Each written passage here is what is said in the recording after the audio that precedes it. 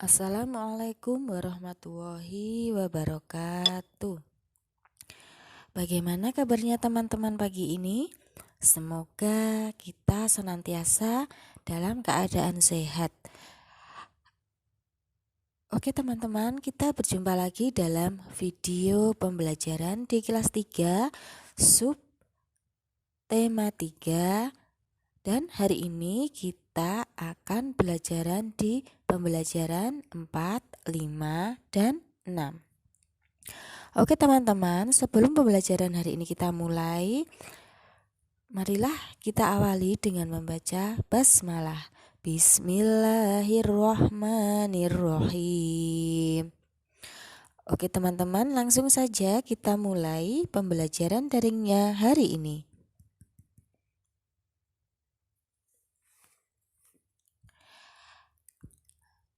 Teman-teman, kita sudah mempelajari pertumbuhan hewan. Kita juga sudah mempelajari perkembangbiakan hewan. Hewan berkembang biak dengan cara yang berbeda-beda. Ada yang bertelur dan ada pula juga yang melahirkan.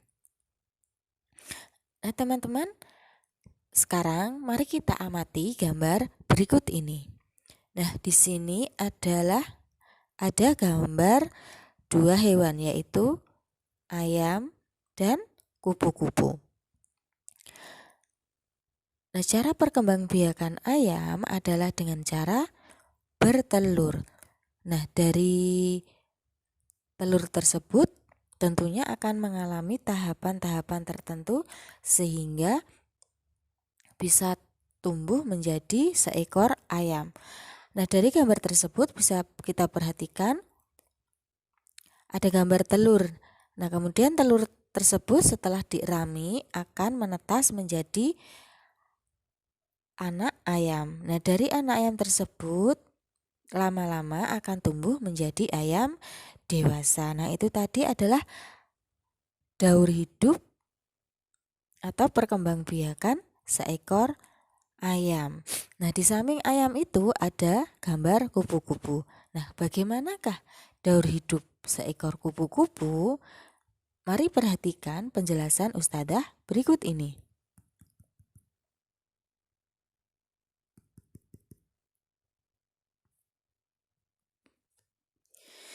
Nah, teman-teman, baru saja kemarin kita sudah belajar tentang daur hidup atau metamorfosis ikan, ya. Dari ikan, daur hidup ikan diantaranya adalah dari telur kemudian menetas menjadi anak ikan dan dari anak ikan menjadi ikan dewasa. Nah, apakah yang disebut dengan daur hidup?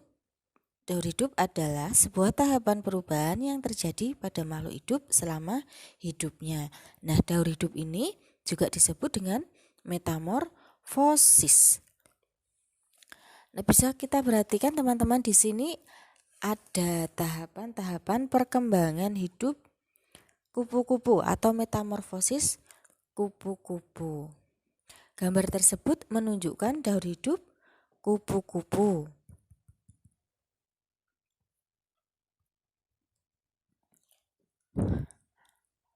Apakah kamu sudah tahu jika ulat adalah penampakan kupu-kupu sebelum bermetamorfosis? Metamorfosis kupu-kupu disebut dengan metamorfosis sempurna. Metamorfosis kupu-kupu dimulai dari fase telur, ulat, kepompong, dan barulah terbentuk menjadi kupu-kupu. Untuk lebih jelasnya, mari dengarkan penjelasan dari Ustadzah berikut. Telur kupu-kupu akan menetas antara 3-5 hari dan menjadi larva atau ulat.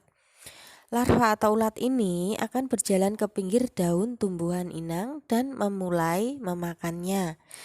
Ketika larva atau ulat mencapai pertumbuhan maksimal, larva akan berhenti makan, berjalan mencari tempat berlindung terdekat, melekatkan diri pada ranting atau daun dengan anyaman benang untuk membentuk pupa atau kepompong. Jadi pupa di dalam metamorfosis kupu-kupu ini berupa kepompong. Fase pupa atau kepompong terjadi proses pembentukan serangga yang sempurna. Fase pupa atau kepompong ini biasanya berlangsung selama 7-20 hari. Jadi, ulat yang berdiam diri di dalam kepompong tersebut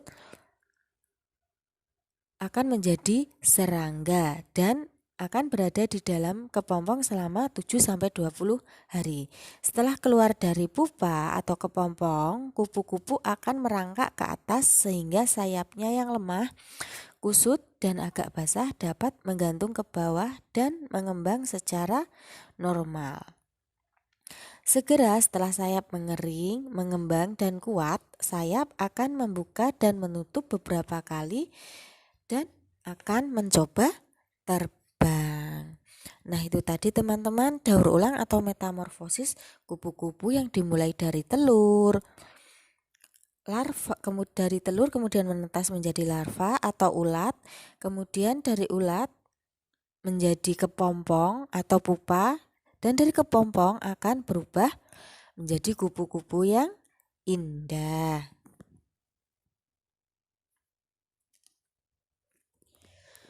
Teman-teman, bukan hanya kupu saja loh yang mengalami metamorfosis. Ada lagi misalnya katak. Nah, ini ada gambar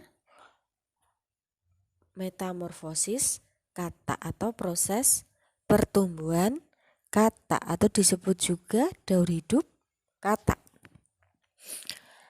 Ada beberapa jenis hewan yang bentuk mudanya berbeda dengan bentuk dewasanya. Selama pertumbuhannya, hewan itu mengalami perubahan bentuk. Nah, perubahan bentuk ini dinamakan apa teman-teman? Ya, dinamakan metamorfosis. Hewan yang mengalami metamorfosis, misalnya tadi ada kupu-kupu, dan sekarang kita akan belajar tentang metamorfosis katak. Coba teman-teman perhatikan perubahan bentuk pada gambar katak pada gambar katak berikut ini ya. Katak merupakan hewan yang memiliki banyak kekhususan. Mereka adalah hewan yang biasa hidup di dua alam, makanya katak disebut juga dengan hewan amfibi. Katak bisa hidup di dua alam, yang berarti dia bisa hidup di darat dan di air. Hewan ini memiliki permukaan tubuh yang keras dan lunak secara bersamaan apabila disentuh. Pada bagian kaki katak juga ada seperti perekat yang bisa digunakan ketika sedang memanjat sesuatu agar tidak jatuh, dan juga digunakan untuk mempermudah ketika berenang. Metamorfosis katak sangat unik loh teman-teman. Nah, kita perhatikan proses metamorfosis katak berikut ini. Dari telur katak menetas menjadi berudu. Tubuh berudu berbentuk seperti ikan dan berekor panjang. Berudu itu selalu mengalami pertumbuhan. Sepasang kaki belakangnya muncul. Selanjutnya disusul oleh pertumbuhan kaki depannya. Nah, setelah kaki-kakinya muncul menjadi katak muda. Ekornya semakin lama semakin pendek. Ekornya menghilang setelah katak menjadi dewasa. Nah, jadi metamorfosis katak dari telur kemudian berkembang menjadi berudu, kemudian tumbuh dan berkembang menjadi katak muda. Dari katak muda kemudian berubah menjadi katak dewasa. Nah, itu tadi teman-teman metamorfosis dari katak.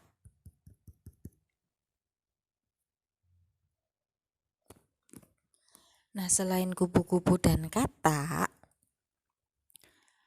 ada hewan belalang juga loh yang mengalami metamorfosis. Nah, perhatikan gambar berikut ini. Ini adalah proses belalang. Belalang merupakan jenis serangga herbivora. Apa itu herbivora? Herbivora itu adalah hewan pemakan tumbuhan. Nah, ciri khas belalang yaitu memiliki antena yang ukurannya lebih pendek daripada tubuhnya. Jadi antenanya ini ukurannya lebih panjang daripada tubuhnya. Belalang memiliki sayap tetapi tidak selalu digunakan untuk terbang. Serangga ini lebih suka meloncat menggunakan femur belakangnya yang kuat dan panjang. Belalang berkembang biak dengan bertelur. Belalang mengalami proses metamorfosis tidak sempurna. Nah, kalau kupu-kupu tadi mengalami proses metamorfosis sempurna karena melalui tahap kepompong. Lah, beda lagi dengan belalang. Belalang mengalami proses metamorfosis tidak sempurna karena tidak melalui tahap kepompong. Telur belalang berbentuk lonjong dengan kedua ujungnya tumpul. Telur tersebut diletakkan berderet 1 atau 2 baris di atas permukaan daun. Telur belalang kemudian menetas menjadi larva.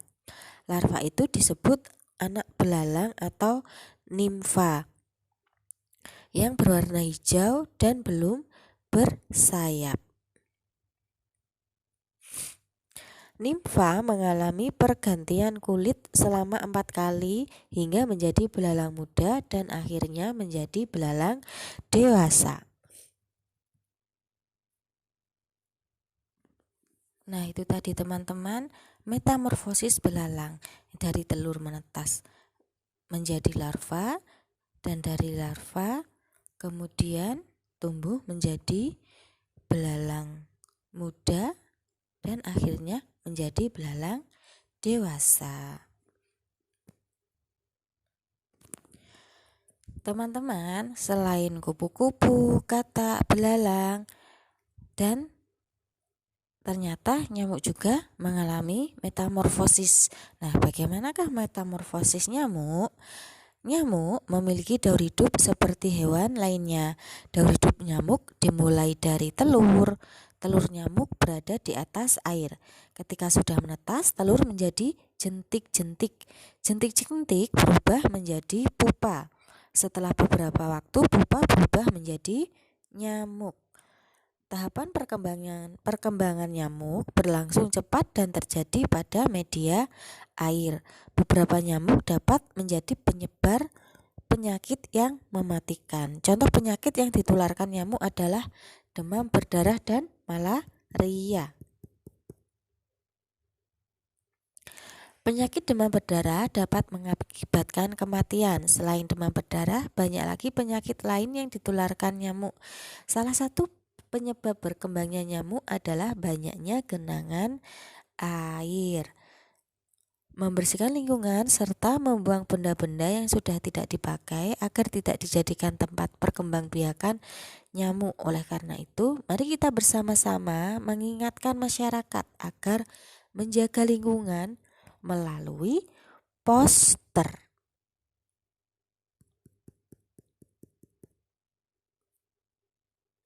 Nah, itu tadi teman-teman metamorfosis nyamuk yang dari telur kemudian menetas menjadi jentik-jentik.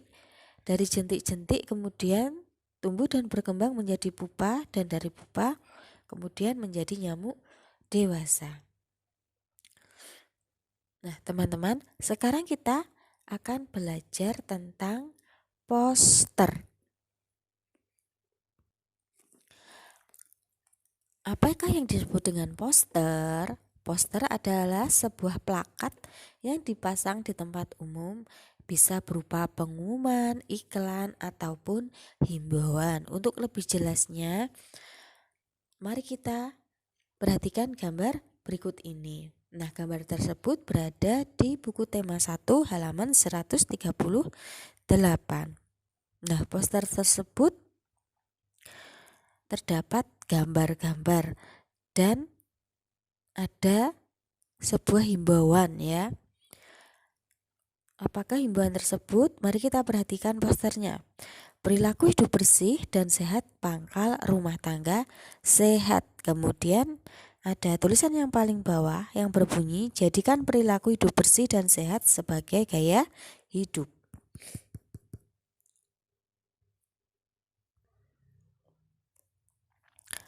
Pesan yang ingin disampaikan dari poster tersebut adalah menjaga kebersihan lingkungan adalah tugas kita semua, karena hidup bersih adalah pangkal kesehatan. Kita harus saling mengingatkan untuk selalu menjaga kebersihan lingkungan. Menjaga kebersihan lingkungan perlu dilakukan agar dapat hidup nyaman dan sehat. Namun, menyampaikan pesan harus dilakukan dengan sikap yang baik dan bahasa yang santun atau sopan. Nah, jadi teman-teman, jika membuat poster, jangan lupa bahasa yang disampaikan juga harus baik dan sopan. Dan tentunya isinya adalah mengajak masyarakat untuk selalu berbuat baik. Contohnya adalah menjaga kebersihan seperti yang terdapat dalam contoh poster tersebut. Nah, teman-teman, ini ada 2 gambar. Nah, bagaimanakah menyampaikan saran yang baik dan santun berkenaan tentang gambar tersebut? Gambar pertama adalah misalnya kamu melihat seorang anak atau seorang temanmu yang membuang sampah sembarangan. Nah, bagaimana saran yang akan kamu sampaikan? Nah, tentunya saran yang akan kita sampaikan harus dengan bahasa yang baik, halus, dan sopan. Contohnya adalah misalnya saran yang kita berikan pada gambar yang pertama. Saat kita melihat teman atau anak yang membuat sampah sembarangan. Nah, saran yang kita berikan adalah jangan membuang sampah sembarangan. Buanglah sampah pada tempatnya. Mari kita menjaga kebersihan bersama. Kemudian kita perhatikan gambar yang kedua. Gambar yang kedua tersebut di sekitar depan rumah tetanggamu atau rumah yang kamu lewati banyak sampah juga kaleng bekas berisi air hujan. Nah, kira-kira saran yang baik itu bagaimana, teman-teman? Nah, iya, sebaiknya kita membersihkan tempat-tempat atau lingkungan di sekitar rumah kita dari berbagai kotoran, sampah, dan barang-barang bekas, karena barang-barang bekas tersebut akan menampung genangan air jikalau hujan. Nah, genangan air tersebut akan menyebabkan tumbuhnya jentik-jentik nyamuk dan tak urung akan menyebabkan penyakit. Jadi kita harus menjaga kebersihan terutama di sekitar rumah kita.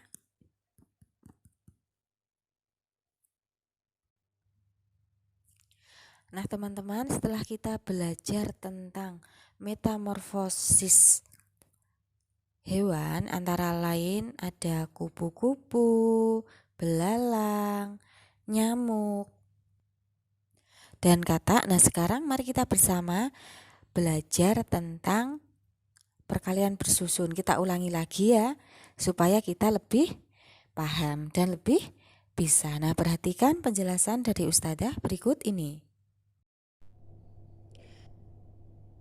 Nah, teman-teman coba perhatikan atau dengarkan soal cerita yang dibacakan Ustadzah ya.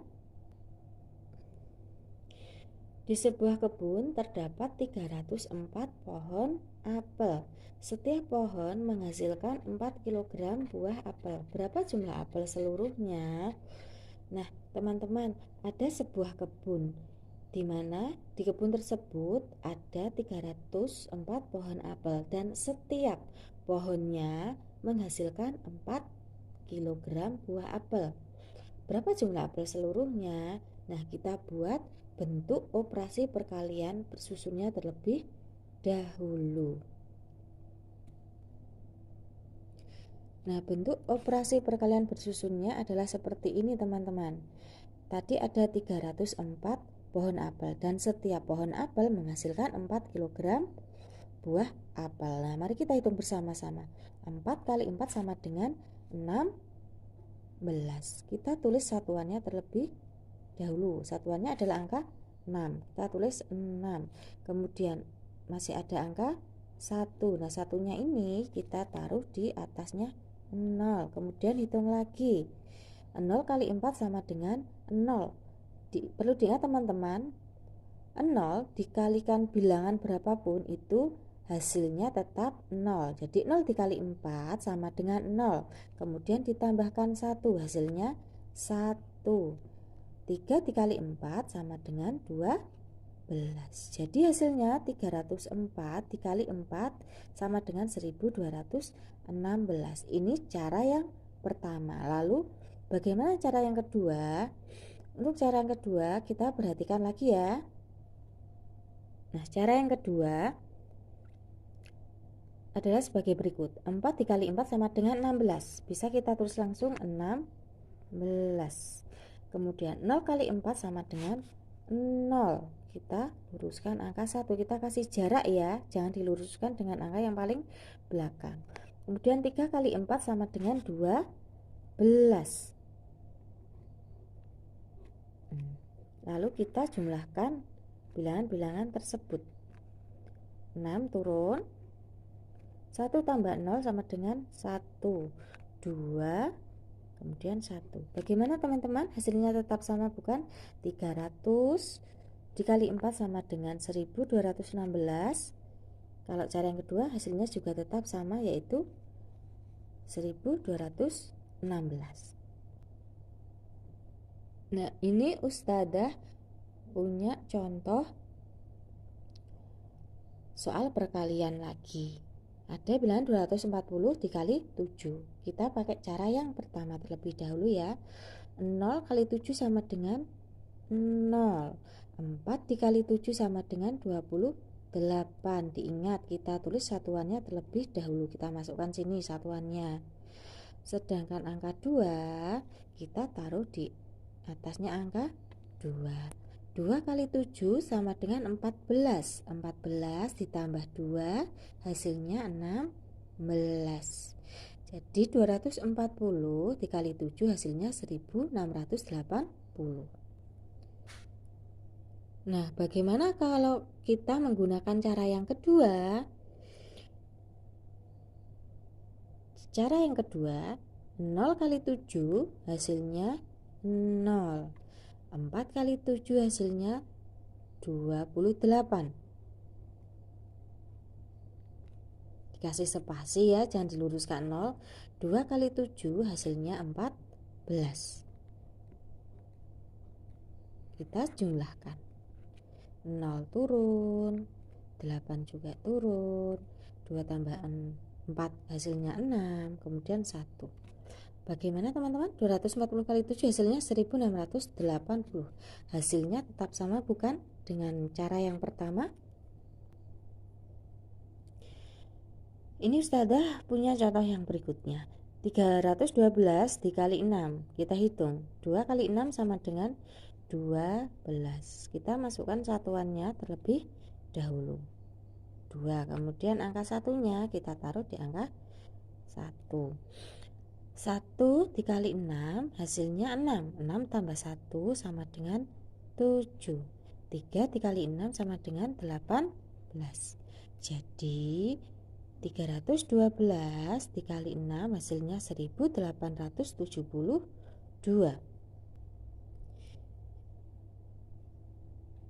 Itu jika kita menggunakan cara yang pertama. Bagaimana dengan cara yang kedua? Coba teman-teman perhatikan. Cara yang kedua, 2 kali 6 sama dengan 12. Kita tulis 12. 1 kali 6 sama dengan 6. 3 kali 6 sama dengan 18. Kita jumlahkan 2, 7, 8, 1. Bagaimana teman-teman hasilnya? 312 dikali 6 hasilnya 1872. Hasilnya sama bukan dengan cara yang pertama?